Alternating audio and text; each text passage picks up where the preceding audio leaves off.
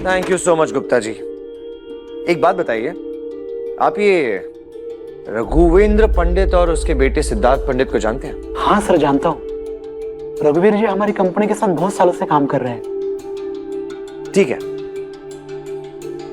आज के बाद से रघुवेंद्र पंडित की कंपनी के साथ चैरियट ग्रुप काम नहीं करेगा।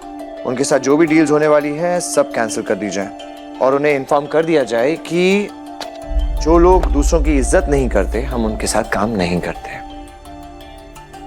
क्योंकि काम जो होता है वो औकात देखकर नहीं हालात देखकर दिया जाता है। गौतम की बात सुनते ही अभिनव ने इमीडिएटली रघुवीर पंडित को कॉल लगा दिया।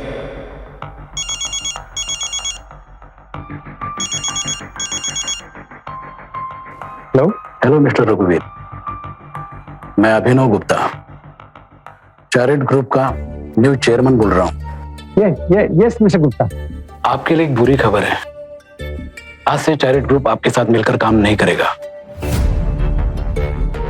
हमारे और आपके बीच जितनी भी डील साइन हुई थी मैं अभी के अभी कैंसिल करता हूं। डॉक्यूमेंट आपके ऑफिस तक पहुंच जाएंगे।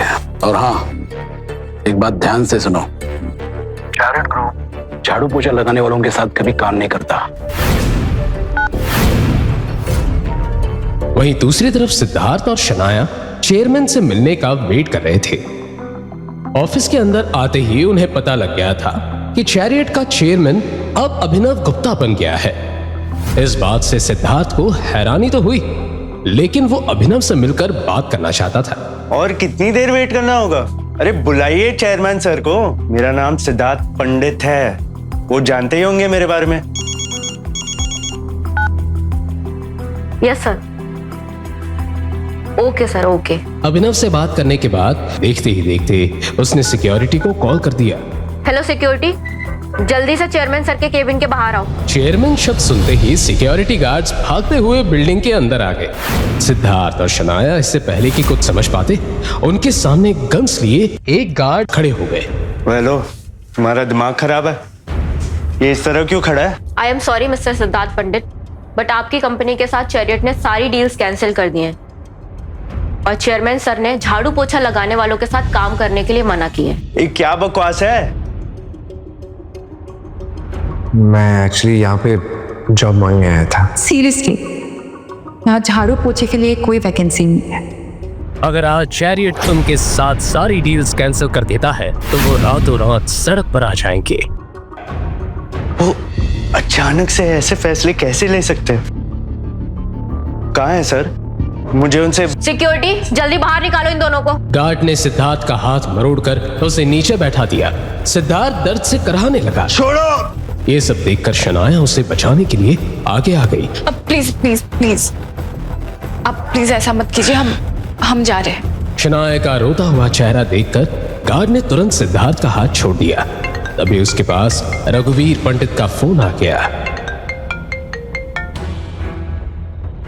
सिद्धार्थ, तुम्हारा दिमाग खराब हो गया? तुमने वहाँ चैरिट में जाके क्या रायता फैलाया जो उन्होंने हमारी सारी डील्स कैंसिल कर दी? तुम वहाँ शादी का कार्ड देने गए थे या फिर ये मुसीबत खड़ी करने के लिए? पापा, मैंने कुछ नहीं किया है। मैं तो यार शनाया के साथ कार्ड ही देने आया था और ऊपर से हम चेयरमैन से मिले भी नहीं। But shut up! तुम्हें अंदाजा भी है कि तुम्हारी इस बेवकूफी की वजह से मुझे कितनी बड़ी कीमत चुकानी पड़ेगी? हम रोड पर आ सकते हैं। अभी के अभी वहां से निकलो और यहाँ आओ।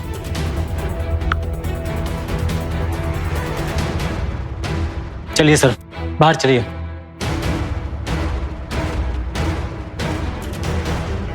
कार में बैठे ही अचानक उसका ध्यान गौतम के साथ हुई बहस पर चला गया।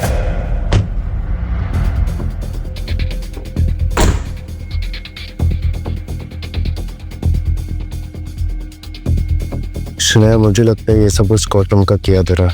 क्या क्या कर सकता है कि औकात चैरियट पे काम करने की भी। लेकिन उसके मन में कहीं ना कहीं शक का बीज पैदा हो चुका था। इसके पीछे जो भी गड़बड़ है ये मुझे पता करना ही होगा। सिद्धार्थ को सबक सिखाकर गौतम मन ही मन बहुत अच्छा फील कर रहा था।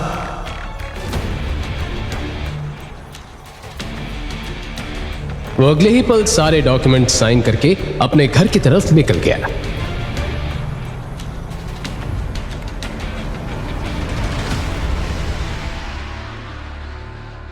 लेकिन घर पहुंचते ही उसका खिलखिलाता हुआ चेहरा एक ही पल में मुरझा गया। हॉल के सोफे पर अवनी की दादी गायत्री देवी बैठी थी। उनकी चढ़ी हुई नाक को देखकर यह साफ मालूम चल रहा था कि अनिल के छोटे से घर में आकर उन्हें अच्छा नहीं लगा था। अनिल जब से अग्रवाल मैंशन से अलग हुआ था तब से गायत्री देवी ने अनिल के घर पर कदम नहीं रखा था। आज अचानक उससे सोफे पर बैठे थे गौतम के मन में ढेर सारे सवाल चलने लगे। वो अगले ही पल गायत्री देवी के पैर छूने के लिए आगे आ गया। गौतम को देखते ही गायत्री देवी ने अपना मुंह घुमा लिया, क्योंकि गौतम उन्हें फूटी आंख भी पसंद नहीं था। एक अजीब सी खामोशी हॉल में छाई हुई थी। मासा चाय। गायत्री देवी बिना कप को हाथ में लिए उसे सूंघने लगी। इतनी पतली चाय? लगता है सारी दूध की मलाई तुम चट कर जाती हो। अब चाय पतली और तुम मोटी होती जा रही हो। डस्टबिन में फेंको इसको। जैसे गीता गौतम को ताने कसने का एक भी मौका नहीं छोड़ती, वैसे ही गायत्री देवी गीता को जलील करती है। सुनो तुम सब, मैं यहाँ शनाया की शादी का कार्ड देने आई हूँ। वैसे तो मैं नहीं चाहती थी कि तुम लोग शादी में आओ,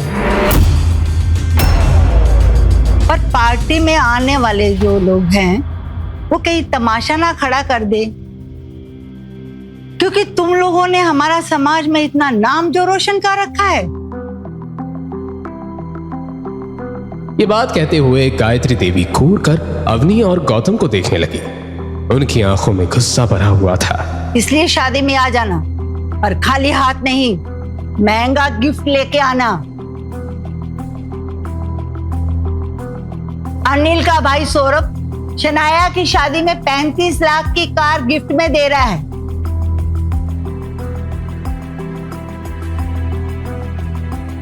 अब इतनी महंगी कार तो देने की तुम्हारी औकात नहीं है, पर फिर भी 5 लाख का नेकलेस लेके ही आना।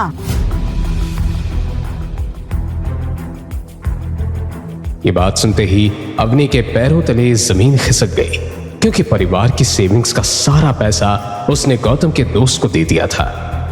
नहीं दादी साहब, 5 लाख बहुत ज्यादा है। इतना महंगा गिफ्ट हम नहीं ला पाएंगे। हाँ मासा, देखिए ना, फैमिली की कोई सेविंग्स भी नहीं है, और इतना महंगा गिफ्ट। तुम किडनी बेचो या घर, मैं कुछ नहीं जानती, पर गिफ्ट 5 लाख का तो होना ही चाहिए। गायत्री देवी की गुस्से भरी आवाज सुनकर सभी एक दूसरे की शक्ल देखने लगे। अपनी बात खत्म करके गायत्री देवी गुस्से में घर से बाहर निकल गई।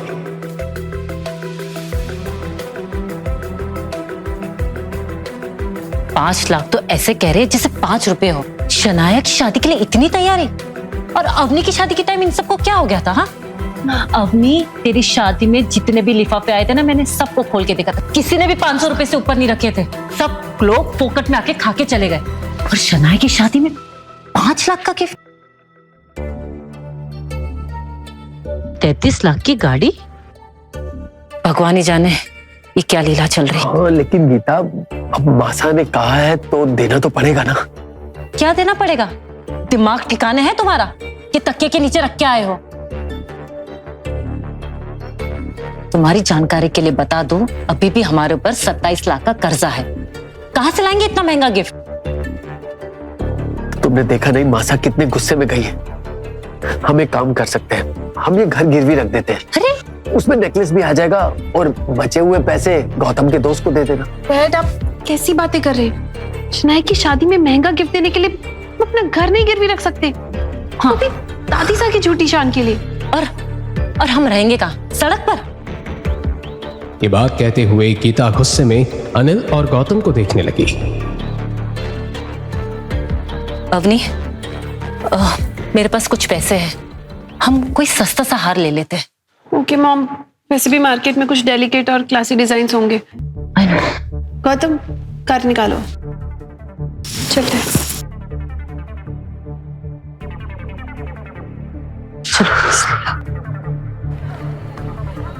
कुछ ही देर में सब जोधपुर के ओल्ड मार्केट की तरफ निकल गए। ओल्ड मार्केट की एक बड़ी सी ज्वेलरी शॉप के बाहर आकर गौतम ने कार रोक दी।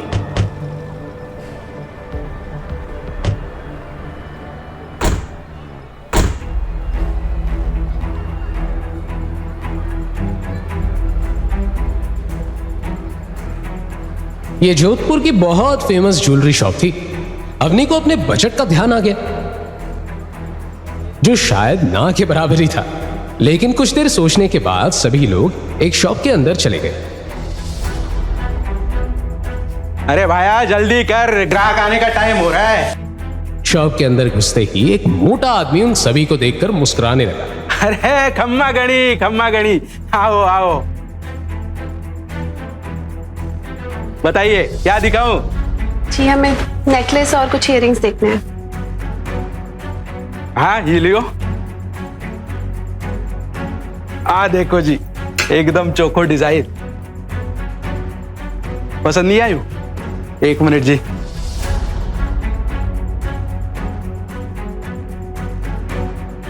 अवनी हर नेकलेस को देखने से पहले उसकी प्राइस का अंदाजा लगा रही थी। सभी नेकलेस अवनी के बजट से बाहर थे। गौतम भी इस बात को समझ चुका था। इतना सारा ढेर लगने के बाद भी अवनी ने अब तक कुछ भी पसंद नहीं किया था।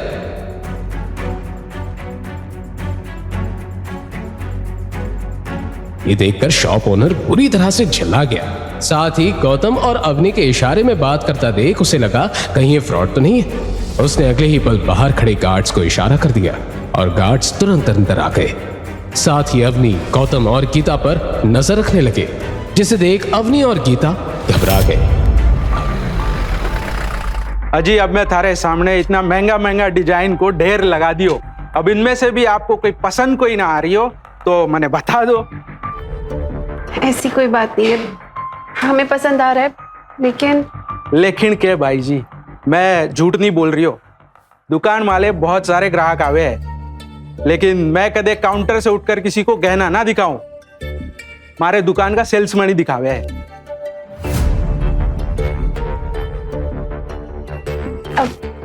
थैंक यू, हम इन्हीं में से पसंद कर लेंगे।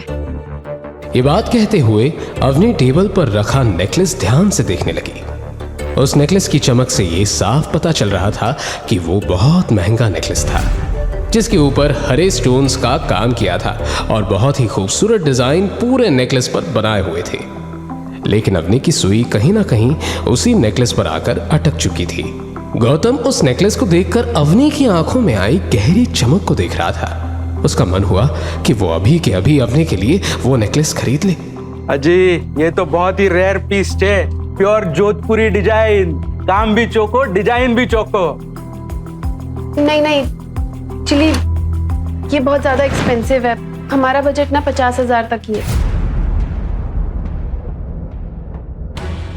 अरे आप ये क्या कर रहे हैं, समेट क्यों रहे हैं सब? तो क्या करूं, तने पैक करके दे दियो। अरे भाई जी, इतना महंगा गहना खरीदने की हैसियत ही कोनी तो मैंने पहले बता देती। हम का इतना महंगा महंगा सेट खुलवा दिए, पता ना कहां से आ जावा है।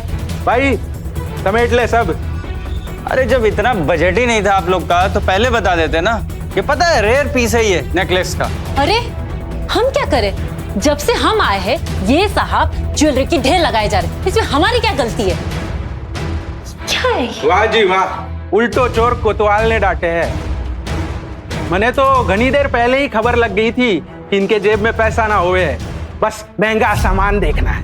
बस हो गई तारी बात, कब से सुन रही हूँ। चल। अरे राजू, फोन लगा पुलिस ने। हमारी दुकान में आके मारे कोई धमकी है? गौतम चलो हम चलते हैं। हाँ मैडम जाइए, जाकर इसी तरह टाइम बर्बाद कीजिएगा जैसे यहाँ किया। कैसी बातें कर रही है?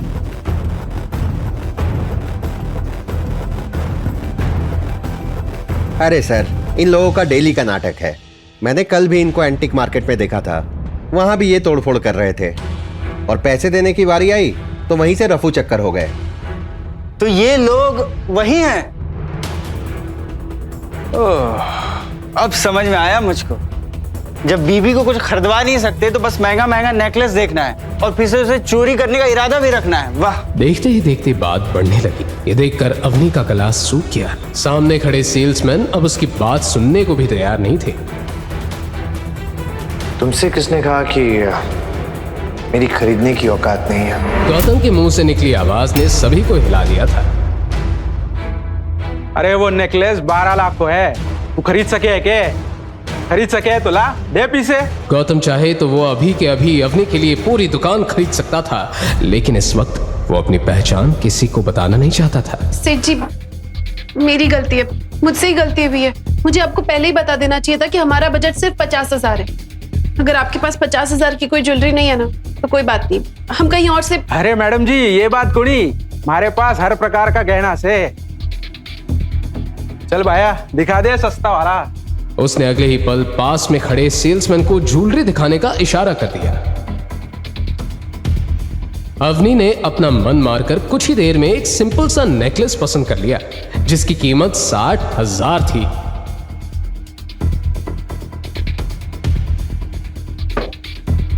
माम, इसकी पेमेंट कर दो।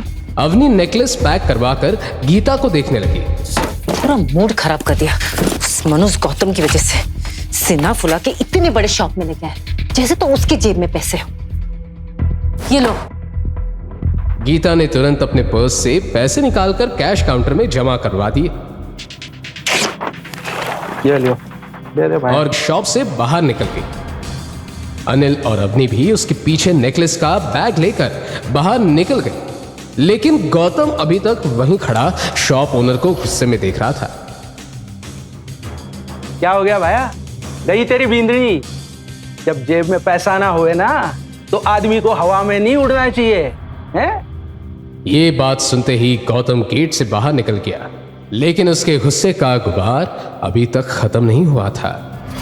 बाहर पहुंचते ही उसने देखा अवनी कार के बाहर उसका वेट कर रही थी। सर, चाबी। आप लोग चलिए, मैं आता हूं। अब और क्या बाकी रह गया है तुम्हारा? अंदर इतनी बेइज्जती करा कि तुम्हारा पेट नहीं भरा है क्या? तुम ही ले गए थे ना हमें इस महंगी शॉप में। अब पता नहीं और क्या नया। Mom please. दरअसल आप गलत समझ रही हैं। मुझे कुछ सब्जियां खरीदनी थी, रात के लिए सब्जियां नहीं हैं। अब मार्केट जाए या कहीं भी जाए, हमें क्या मतलब? कम से कम कुछ देर तो इस मनुष्य की शक्ल नहीं देखनी पड़ेगी। डैड, सच कह रहे। Let's go. चलो बैठो।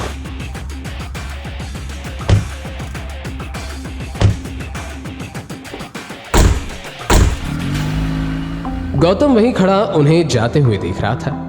अपनी आंखों से अवनी की कार ओझल होते ही उसने अपनी शर्ट की बाहें चढ़ा ली और दोबारा उसी ज्वेलरी शॉप पर चला गया।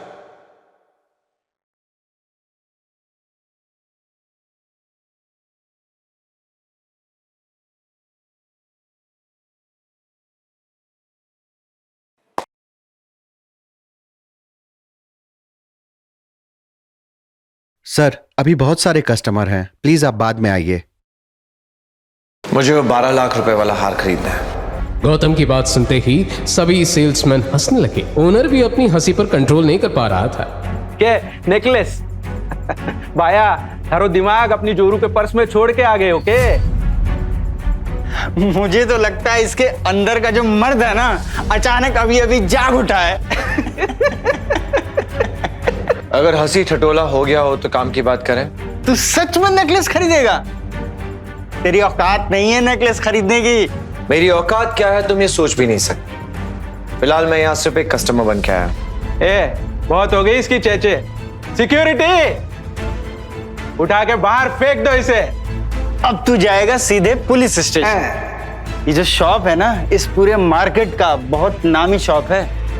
अगर एक भी आवाज दी ना मैंने तो लोग इतने इकट्ठे हो जाएंगे और तेरे साथ क्या क्या करेंगे मैं बता भी नहीं सकता हूँ। सबसे पहले तुझे यहाँ के लोग मारेंगे और फिर पुलिस स्टेशन में तुझे ले जाके पुलिस मारेगी।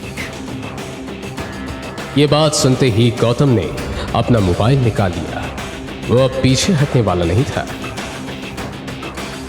Hello Munshi ji, shop number 105 old city, Ajit Nagar. आपके पास 10 मिनट है यहां पहुंचने के लिए।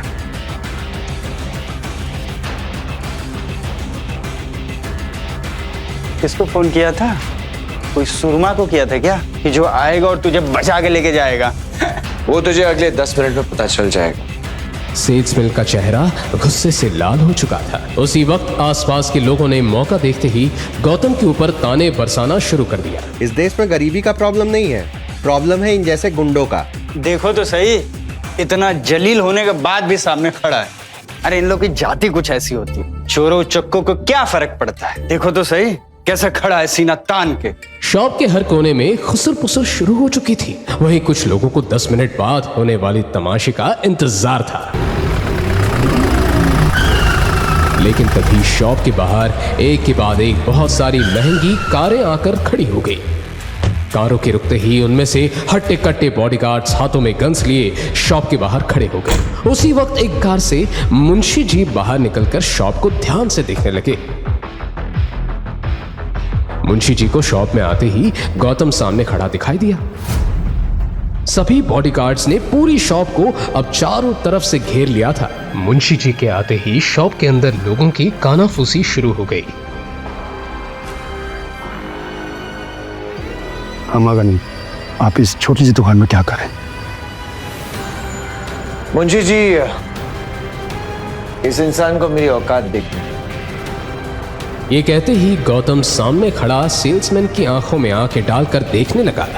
इतने सारे बॉडीगार्ड्स देखकर सेल्समैन का गला सूख गया और दिल की धड़कनें तेज हो गई। तुम लोगों की इतनी हिम्मत कैसे हुई हुक्म से इस तरह बात करने की? तुम जानते भी हो किसके सामने खड़े हो? सिर्फ 1 मिनट लगेगा तुम्हारी ये पूरी दुकान और तुम्हें खरीदने में। मुंशी जी की तेज आवाज सुनते ही गार्ड घूर कर शॉप ओनर को देखने लगे।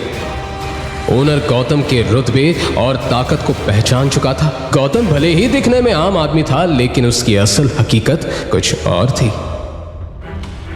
जाओ पैसे का बैग लेके आओ।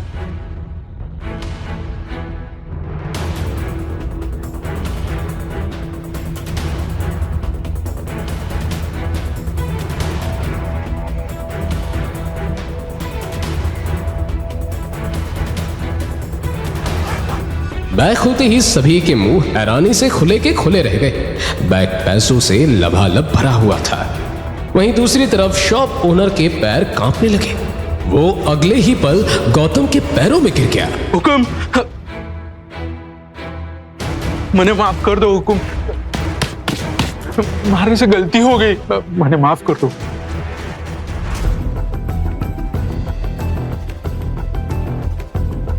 हाँ मिस्टर सेल्समैन, अब बताओ, तुम्हें मेरी औकात देखनी है? मुझे माफ कर दो सर, मेरा दिमाग खराब हो गया था, प्लीज मुझे माफ कर दो। ठीक है, इस बार मैं तुम्हें माफ कर रहा हूं, लेकिन इसके बाद कभी किसी ने किसी का मजाक उड़ाया तो मैं उसे छोड़ूंगा नहीं। ये बात कहते हुए गौतम ने गार्ड्स को इशारा कर दिया। थोड़ी देर पहले जो लोग गौतम का मजाक बना रहे थे, अब उनकी निगाहों में गौतम के लिए एक अलग तरह की इज्जत थी। अब वो नेकलेस निकालो जो मेरी वाइफ ने पसंद किया था। हाँ, अरे खड़ा खड़ा देख क्या रहा है, जा निकाल। उस नेकलेस को देखते ही गौतम मंद मंद मुस्कुराने लगा। देखते ही देखते उसने शॉप से बहुत सारे महंगे गहने खरीद लिए। ये देखकर शॉप ओनर्स का सर चकराने लगा। ले लो।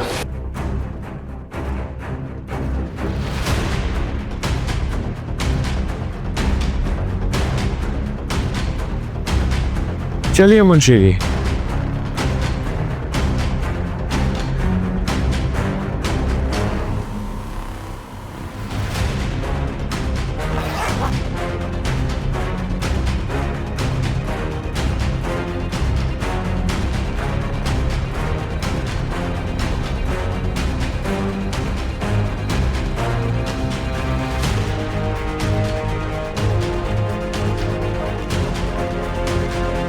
मुंशी जी, सारे जेवरों को अच्छे से पैक करवा दीजिए और कुछ महंगी महंगी गिफ्ट्स भी इनके साथ ऐड करवा दीजिए। कल अवनी के कजिन की शादी है, मैं नहीं चाहता कि उसकी नजरें किसी के सामने पड़े, इसलिए सारी गिफ्ट्स उन्हें पहुंचा दी अवनी की तरफ से। और हाँ, इसमें एक नीले कलर का हार वो अलग से निकाल लीजिएगा। जी होगा। मैं उसे अवनी को अपने हाथों से गिफ्ट देना चाहता हूँ। जी हुकुम। छोटा मुंह बड़ी बात। आप अम्मी को सच क्यों नहीं बताते अपने बारे? बताएंगे मुंशी जी, अभी उसका सही वक्त नहीं। सही वक्त आने पे मैं उसे खुद बता दूंगा। वैसे ये अच्छा ही है। अगर आपके ससुराल वालों को ये पता चल जाए कि आप रांझोर के राठौर हो तो वो अम्मी से आपका तलाक कभी नहीं होने देंगे। हम चलते मुंशी जी। गौतम कुछ कहता नहीं, पर उसकी आंखों से साफ पता चल रहा था कि मुंशी जी की बातों से वो खुश नहीं है। मुंशी जी भी समझ नहीं पा रहे थे क्यों वो फूलों का आसान रास्ता छोड़कर कांटों के रास्ते पे चल रहा है। सब्जियां लेकर घर जाने पर उसके चेहरे पर जो खुशी छाई हुई थी, वो खुशी घर पहुंचते ही गायब हो गई। घर में एक अलग ही तरह की बहस छिड़ी हुई थी और गीता को सिर्फ गौतम का इंतजार था। वाह वाह वाह वाह, आइए महाराज। मुझे तो लगा आप सब्जी लेने कहीं दूसरे शहर ही निकल गए। नहीं, ऐसी बात नहीं है। दरअसल वो शट अप। आज फिर तेरी वजह से मेरी बेटी की इंसल्ट हुई है। मॉम, भगवान पता नहीं किस जानों का बदला ले रहा है मुझसे। अवनी, अभी के अभी इस आदमी को तलाक दे प्लीज। अवनी। मॉम, आप फिर से मत शुरू हो जाइए। इस बार तो गौतम की कोई गलती भी नहीं थी और मैं रोज रोज तलाक सुनकर परेशान हो गई हूँ। तो क्या करूं मैं? जब जब इस आदमी को देखती हूँ ना, तब तब मेरा दम घुटता है। हे भगवान, अब तू ही इस लड़की को समझा कि इसने मेरा सुनना बंद कर दिया है। आज भी कितने लड़के इसके पीछे हैं, लेकिन ये गीता का रोना और ड्रामा करना कोई नई बात नहीं थी। वो इसी तरह हर दूसरे दिन अवनी को इमोशनल ब्लैकमेल किया करती थी। गौतम, तुम जाओ, कुछ खाने के लिए बना लो। मॉम से मैं डील करती हूँ। और सुनो, कुछ अच्छा बनाना और सिंक में एक भी झूठा बर्तन नहीं चाहिए। जाओ।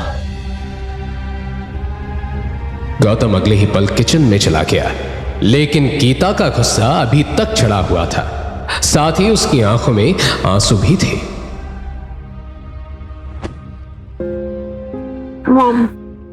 मॉम, आप ओवर थिंक कर रहे हैं। ऐसी कोई बात नहीं, आप प्लीज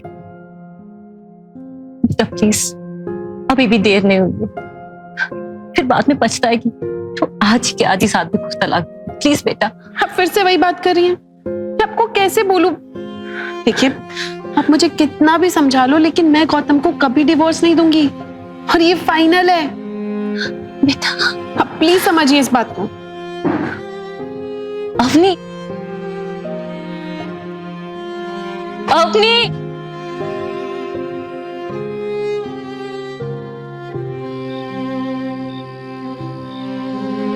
मैंने तो घनी देर पहले ही खबर लग गई थी कि इनके जेब में पैसा ना होवे, बस महंगा सामान देखना है। वहीं अवनी ने आज डिवोर्स के लिए मना तो कर दिया था, लेकिन उसके दिमाग में अभी तक ज्वेलरी शॉप में हुई बेइज्जती की बात चल रही थी। गौतम ने कमरे में आते ही सैंडविच की प्लेट रख दी और अवनी को देखने लगा। अवनी, गिफ्ट के बारे में ज्यादा टेंशन मत लो। मैं कुछ न कुछ इंतजाम करने की कोशिश करता हूँ। तुम इंतजाम करोगे? कैसे? कुछ करने की जरूरत नहीं है। चुपचाप जाओ, गद्दा उठाओ, नीचे जाकर सो जाओ।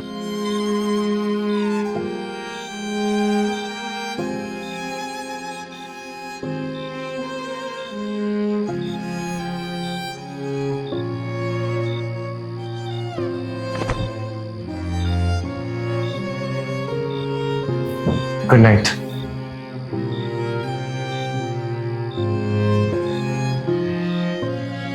अवनी की आवाज में गिफ्ट ना खरीद पाने का गुस्सा साफ दिख रहा था। लेकिन वो इस बात से बेखबर थी कि गौतम ने गायत्री देवी को देने के लिए बहुत सारे गिफ्ट्स खरीद लिए थे, जिसे देखकर अवनी कल शॉक होने वाली थी।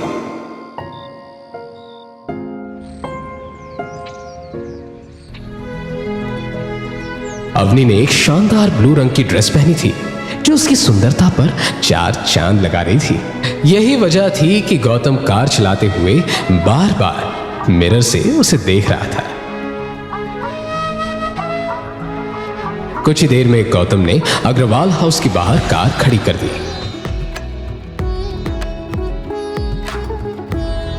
कई सारी महंगी गाड़ियां और घर में हुई सजावट को देखकर यह साफ पता चल रहा था कि आज पार्टी में अग्रवाल फैमिली के सभी लोग आए हुए थे।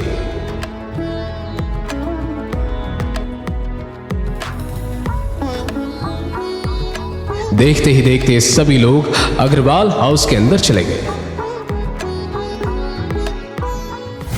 पार्टी में आते ही वहां मौजूद लोग उन्हें घूर कर देखने लगे। कुछ लोग गौतम को देखकर हंसी ठिठोली कर रहे थे, तो कुछ लोगों ने उसे देखते ही अपना मुंह घुमा लिया। गीता और अनिल गायत्री देवी से मिलने के लिए उसके कमरे में चले गए, क्योंकि गायत्री देवी के कमरे में दहेज का सारा सामान रखा गया था। उन दोनों के जाते ही अवनी भी गौतम से अलग होकर बाथरूम चली गई, क्योंकि पार्टी में मौजूद लोग अभी तक गौतम को देखकर ही बातें बना रहे थे। वो गौतम के साथ रहकर लोगों की बातों का शिकार नहीं होना चाहती थी। लेकिन रूम से बाहर पहुंचते ही अवनी को अपनी दादी की गुस्से भरी आवाज सुनाई दी। ये क्या लेके आए हो तुम? मैंने तुमको कम से कम 5 लाख का नेकलेस लाने को बोला था, और तुम ये लेके आए हो? हाँ? फिर पैसे नहीं थे तो अपने उस निकम्मे दिमाग को क्यों नहीं बोलते हो काम करने के लिए? सारा दिन घर में पड़ा रहता है, मुफ्त की रोटियां सेक रहा है।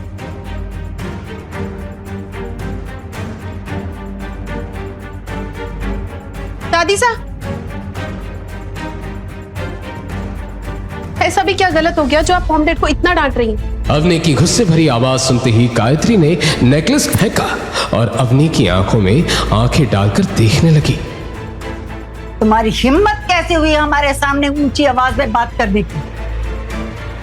आज शनाया की सगाई है, वो भी शहर के सबसे बड़े परिवार के साथ। वो मुझसे पूछेंगे कि तुम्हारे बेटे ने क्या गिफ्ट दिया है, तो मैं क्या बोलूंगी, क्या जवाब दूंगी? ये सड़ा सा गिफ्ट। ये बात सुनते ही अवनी कुछ कहने के लिए आगे बढ़ी, लेकिन तभी अनिल ने उसे इशारे से रोक दिया। अभी नहीं, क्योंकि वो गायत्री देवी का गुस्सा अच्छे से जानता था। दादी साहब, हम आपको खुश करने के लिए चाहे कुछ भी कर लें, लेकिन आपके ताने कभी खत्म नहीं होंगे। ये नेकलेस पूरे 60,000 का है, और 60,000 हमारे लिए बहुत बड़ी रकम है, लेकिन आपको इससे कोई फर्क नहीं पड़ा। आपने इसे ऐसे ही उठाकर फेंक दिया।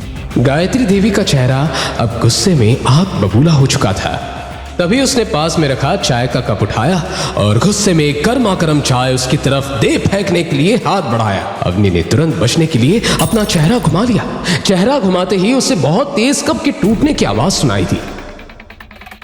अवनी ने जैसे ही देखा तो वो हैरान रह गई। सामने गौतम खड़ा था, जिसने गायत्री का हाथ झटक कर कप दीवार में दे मारा था। तुम ठीक तो हो? तुम्हें लगी तो नहीं? गायत्री देवी गौतम को गुस्से में देख रही थी, लेकिन इससे पहले कि वो गौतम को कुछ जवाब देती, उसे बाहर से तेज आवाज सुनाई दी। दादी साहब, करणवीर अंकल आ गए, जल्दी आइए। करणवीर का नाम सुनते ही गायत्री देवी के चेहरे से एक पल के लिए गुस्सा गायब हो गया, क्योंकि करणवीर ही उनकी नजर में उनका सबसे होनहार बेटा था।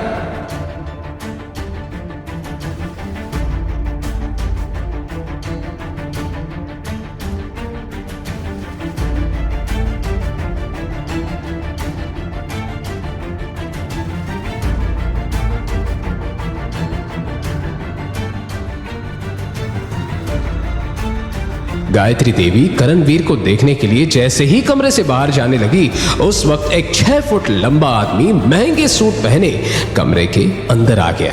अरे मासा, कहाँ जा रही हैं आप? मैं तो आप ही से मिलने आया था।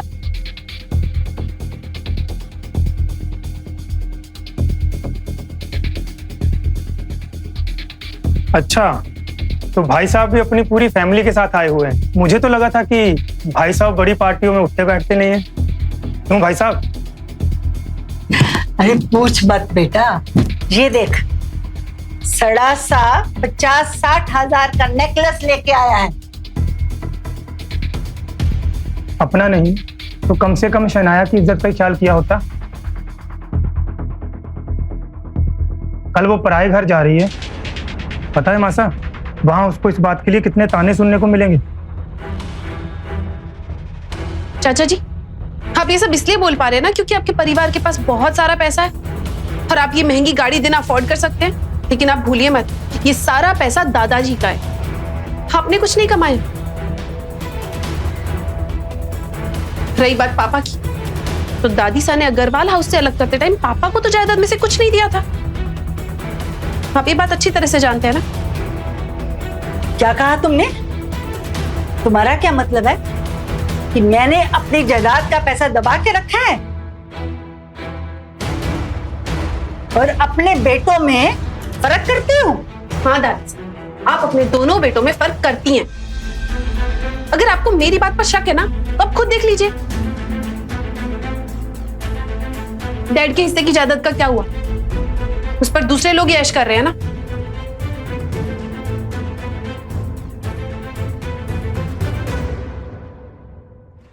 मासा, छोड़िए आप इन सारी बातों, ये लीजिए, आज इतना खुशी का दिन है और अब कहाँ इन फालतू लोग, मेरा मतलब कि फालतू की बातों में फंसी हुई हैं। आप चलिए मेरे साथ, मैं कार लेकर आया हूँ और शनाया को भी मैंने नीचे बुला लिया। चलिए आइए। अभी ये बात खत्म नहीं हुई, इसका जवाब मैं तुम्हें दूंगी। कैसे दूंगी ये तुम देखती जाओ।